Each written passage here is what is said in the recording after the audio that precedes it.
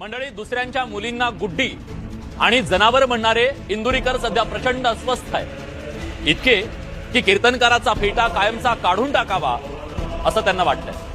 त्यांचं म्हणणं आहे की सोशल मीडियावरील काही टवाळखोर त्यांच्या मुलीच्या कपड्यांवर कमेंट करतायत. मुली बाळींबद्दल वाईट बोलणाऱ्या अशा टवाळखोरांना कायद्यानं अद्दल घडवायलाच हवं. पण काही जण इंदुरीकरांच्याच कीर्तनातील दुसऱ्याच्या मुलींबद्दलच्या भयात कमेंटची इंदुरीकरांना आठवण करून देत आरसा दाखवत आहे. असं म्हणतात, बोले तैसा चाले त्याची वंदावी पाऊले. इंदुरीकरांनी आपल्या कीर्तनातून प्रबोधनाचं काम केलं. चुकीच्या गोष्टींवर विनोदी शैलीतून आसूड ओढले.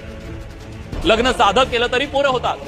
पैशाचा किडा येऊ देऊ नका, हा अतिशय मोलाचा उपदेश तुम्ही आजवर लोकांना केला. निवृत्ती महाराज इंदुरीकर आपल्या गावरान शैलीतून म्हणजे गावाकडील भाषेतून, शाल जोडीतून त्यांनी टीका अस्त्र समाजावर उगरलं.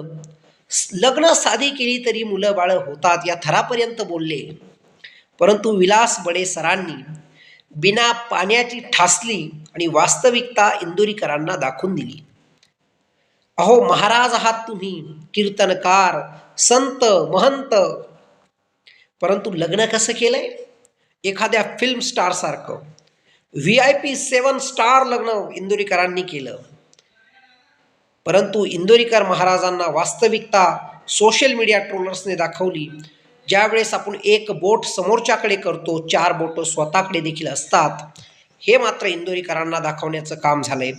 तुम्हाला काय वाटतं? एकंदरीत इंदुरीकर महाराज यांच्या मुलीच्या विवाह संबंधी, त्यांनी केलेल्या खर्चा संबंधी आणि या सर्व प्रकरणासंबंधी इंदुरीकर महाराजांनी तर सांगितलं, मी कीर्तन करणं सोडणार आहे. निश्चित त्यांनी सोडण्याची इच्छा असेल तर सोडावी, कारण की अनेक कीर्तनकार आहेत.